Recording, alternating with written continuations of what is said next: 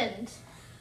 I was swimming in Turtle Creek when I saw this floating in the water. I was curious and I didn't know what it was, so I swam over to it. It's been stuck around my throat all day. That's terrible. Thank you.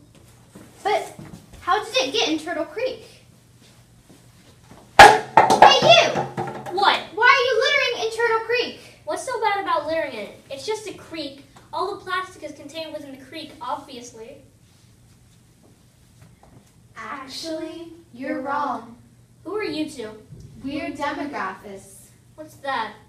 They're people who study pollution and pollutants. We have to tell you something. Turtle Creek actually is connected to the ocean. What?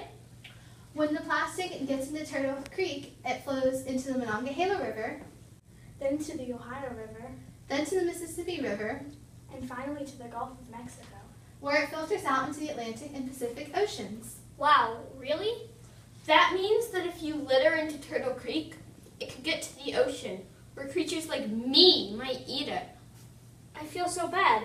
How can we help? We can keep the plastic from getting to the water in the first place. Instead of throwing away the plastic, you can reuse it. How? For example, you can make crafts out of them. We did this at our school, the Woodland Hills Academy. We made a slideshow and taught kindergarten, first, and second graders about plastic pollution and its effects on ocean species. After we taught them about the plastics, we helped them make crafts that reuse water bottles in a fun and creative way. Here are some quotes from our presentation. What does recycle mean? That means that they are made into new things. But most plastics don't get recycled. Well, what happens to plastics that don't get recycled? Almost all of it either ends up in a landfill or in the ocean.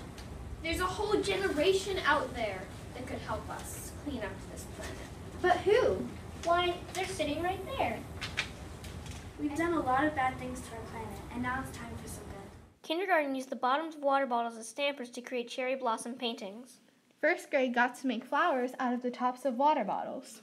And second grade used the bottoms of water bottles to make snowflake ornaments. After we taught the students, we improved our work with the younger children by taking them outside to remove litter from our schoolyard. They were able to see just how many plastics were not reused or recycled.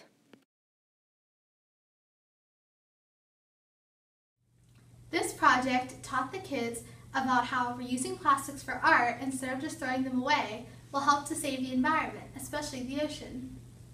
To measure the impact of our presentation, we asked the students 2 questions before and after our presentation. They were, do you think there is anything harming the ocean? And how do you think plastics get to the ocean? When we asked students about what they had learned, they all knew a lot more about recycling plastics and helping the ocean than they knew before the lesson.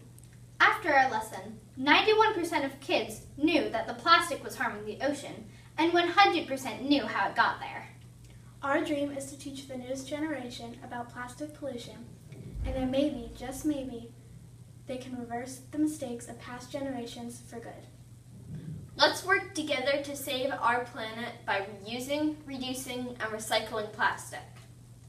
Let's save the planet, one bottle at a time.